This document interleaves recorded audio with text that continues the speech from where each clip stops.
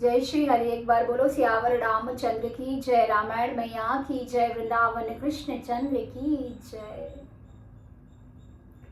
मंगल भवने अमंगल हारी, द्रवहु सुदशरथ अजर बिहारी। कवन सो काज कठिन जग माही, जो नहीं होते तात तुम पाही। सुनु नृप विविध जतन जग माही, कष्ट साध्य पुनि होहि की नाही।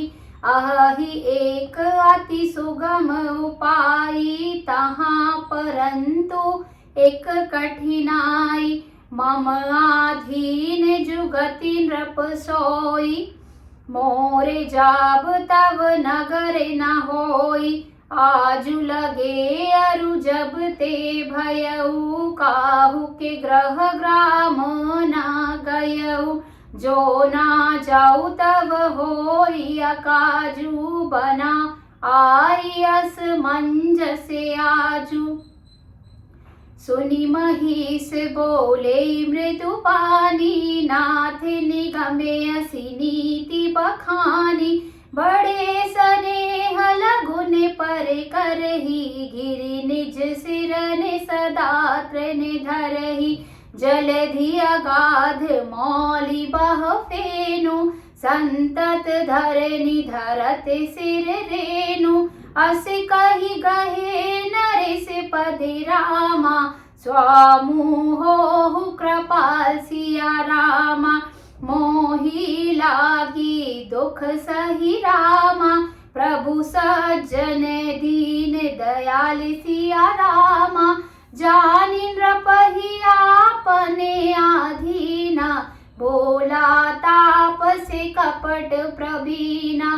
सत्य कहु भूपति सुनु तोहि, जग नाहिन दुर्लभ कछु मोहि। अवसि काज में करिहउँ तोरा, मन तन वचन भगत ते मोरा। जोग जुगति तप मंत्र प्रभाऊ, फलई तबहि जब करई दुराऊ। जो नरेश में करऊ रसोई, तुम परुसऊ मोहि जाने न कोई।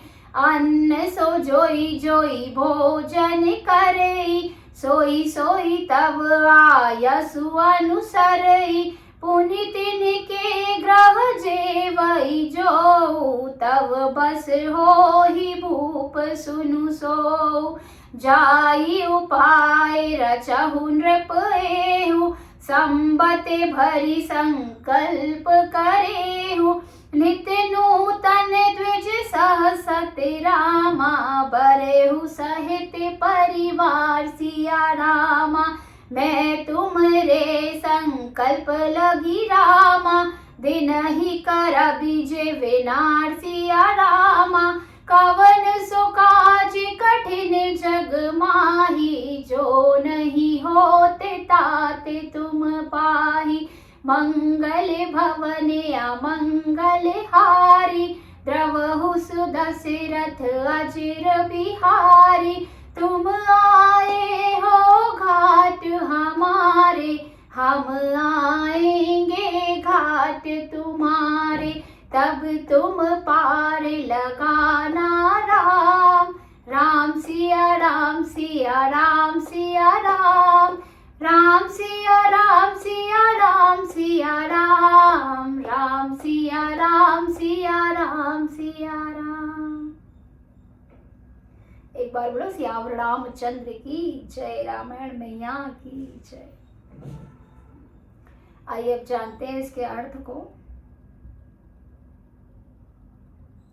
तपस्वी ने कहा, हे राजन सुनो, संसार में उपाय तो बहुत हैं, पर वे कष्ट साध्य हैं, बड़ी कठिनता से बनने में आते हैं, और इस पर भी सिद्ध हो या ना हो, उनकी सफलता निश्चित नहीं है। हाँ, एक उपाय बहुत सहज है, परंतु उसमें भी एक कठिनता है।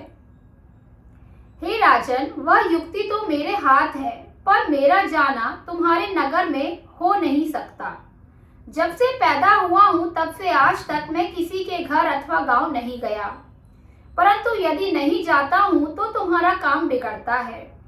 आज यह बड़ा असमंजस आ पड़ा है। यह सुनकर राजा कोमल वाणी से बोले, हे नाथ, वेदों में ऐसी नीति कही है कि बड़े लोग छोटों पर संदेह करते ही हैं। पर्वत अपने सिरों पर सदा तृण अर्थात घास को धारण किए रहता है। अगाध समुद्र अपने मस्तक पर फेन को धारण करता है और धरती अपने सिर पर सदा धूलि को धारण किए होती है।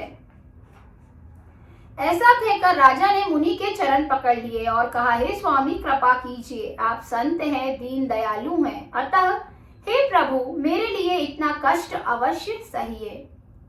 राजा को अपने अधीन जानकर कपट में प्रवीण तपस्वी बोला, हे राजन, सुनो, मैं तुमसे सत्य कहता हूँ, जगत में मुझे कुछ भी दुर्लभ नहीं है। मैं तुम्हारा काम अवश्य करूंगा, क्योंकि तुम मन, वाणी और शरीर तीनों से मेरे भक्त हो। पर योग, युक्ति, तप और मंत्र का प्रभाव तभी फलीभूत होता है जब वे छुपाकर किए जाते हैं। हे नरपति, मैं यदि रसोई बनाऊं और तुम उसे परोसो और मुझे कोई जानने ना पावे, तो उस अन्न को जो जो खाएगा सो तुम्हारा आज्ञाकारी बन जाएगा। यही नहीं, उन भोजन करने वालों के घर भी जो कोई भोजन करेगा, हे राजन, सुनो, वह भी तुम्हारे अधीन हो जाएगा। हे राजन, जाकर यही उपाय करो और वर्ष भर भोजन कराने का संकल्प कर लेना।